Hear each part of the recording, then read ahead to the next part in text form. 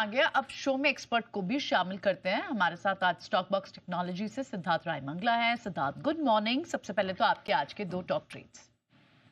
नमस्कार Priyanka ji, good morning. बिल्कुल प्रियंका जी, देखिए दो जो टॉपिक्स हैं दोनों को आज हमें बाय करना है प्रियंका जी, क्योंकि बाजार की भी एक ठीक ठाक ओपनिंग होने की उम्मीद है और दोनों ही काउंटर्स में बहुत ही शानदार स्ट्रक्चर बनता हुआ हमें दिख रहा है।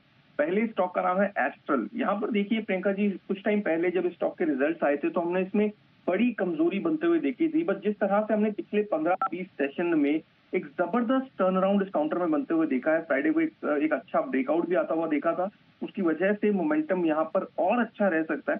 तो एस्ट्रल को बाय किया जा सकता है। अभी 1455 के आसपास स्पॉट में प्राइस चल रहा है, इसे यहाँ पर हम बाय कर सकते हैं। स्टॉप लॉस हम रखेंगे 1435 पर और हमारे टारगेट्स होंगे, पहला टारगेट 1499 का 1499 और सेकंड टारगेट 1515 तक का। सेकंड स्टॉक का नाम है इंडस टावर्स।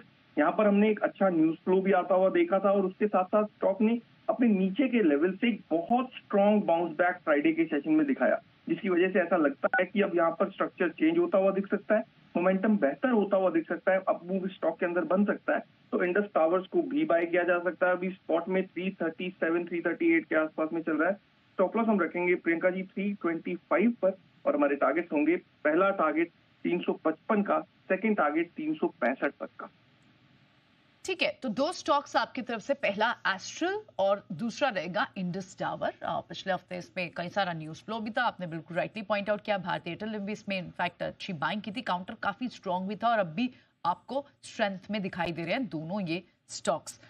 बिल्कुल सिद्धार्थ, लेकिन कुछ और स्पेसेस हैं जो आपसे डिस्कस करना चाहते हैं। पहला तो सबसे बड़ा जो क्लियर जीएसटी का जो बड़ा इम्पैक्ट था वो पैसेंजर व्हीकल्स में था और टू व्हीलर्स में, पैसेंजर व्हीकल में। अब जब बड़ी कंपनियां सारी एम&एम हो, टाटा मोटर्स हो, हुंडई हो, वो पहले से ही 22 सितंबर तक लागू होने की इंतजार ना करने की बजाय पहले ही इसे इंप्लीमेंट करने की बात कह रही हैं। ये काउंटर्स ऑलरेडी स्ट्रेंथ में हैं, क्या इन पर अब भी राइड करना चाहिए? एम&एम जैसे काउंटर्स हों, हुंडई जैसे काउंटर हों। जी बिल्कुल प्रियंका जी, आपने ठीक कहा, इन पर अभी भी हम राइड कर सकते हैं। हमने एक अच्छा मूव बनता हुआ देखा है इन काउंटर्स के अंदर, बट कुछ जगह पर अभी भी मूव मुझे लगता है कि पेंडिंग है। जैसे टाटा मोटर्स को हम देख सकते हैं, यहाँ पर अभी भी एक मूव पेंडिंग है। इनफैक्ट हुंडई की भी अगर हम बात करें तो स्टॉक ने अपने हाईज के आसपास बहुत अच्छे से टिकने का काम किया है प्रियंका जी। जिस तरह का मूव हमने फ्राइडे के सेशन में हुंडई में आता हुआ देखा, यहाँ से ये मूव बिल्कुल कंटिन्यू हो सकता है। 2500 का लेवल अगर स्ट्रक्चर की बात करें, 2500 के ऊपर ये स्टॉक टिका और यहाँ से मुझे लगता है बहुत आराम से कुछ समय में हमें यहाँ से 2700 तक के नए हाईज इस काउंटर के अंदर बनते हुए दिख जाएंगे। तो बिल्कुल ऑटोज में जो इस समय हमें मोमेंटम बनता हुआ दिख रहा है, उसे हम बिल्कुल राइड कर सकते हैं। किसी के पास एग्जिस्टिंग ऑटोज के अंदर पोजीशन है प्रियंका जी, तो उन्हें होल्ड करके चलें, फ्रेश पोजीशंस भी बनाई जा सकती है।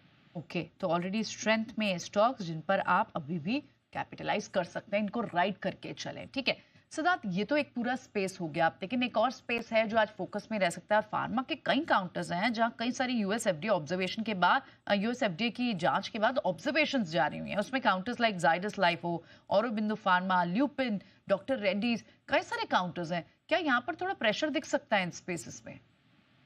जी बिल्कुल, देखिए प्रियंका जी, हमने फार्मा के अंदर काफी वॉलेटिलिटी इन न्यूज फ्लो की वजह से पिछले कुछ समय में भी आती हुई देखी है। बट एक चीज अच्छी है कि फार्मा पूरे स्पेस के अंदर ही यहाँ से बहुत ज्यादा कमजोरी दिखाई नहीं देती है प्रियंका जी।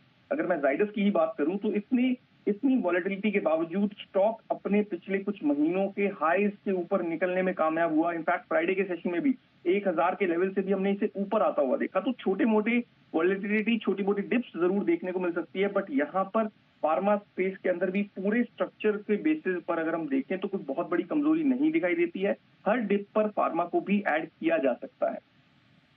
ठीक है, ऑल राइट, तो स्ट्रेंथ में है ये स्टॉक्स भी। यहाँ पर अगर कोई डिप मिलता है तो आप ऐड ही करें, कोई बहुत बड़ा प्रेशर इन पर नहीं आ सकता। शुक्रिया सिद्धार्थ, आज समय देने के लिए, अपनी रिकमेंडेशन और साथ ही ये स्ट्रैटेजी इन सवालों पर भी देने के लिए। एक छोटे से ब्रेक के लिए रुक रहे हैं।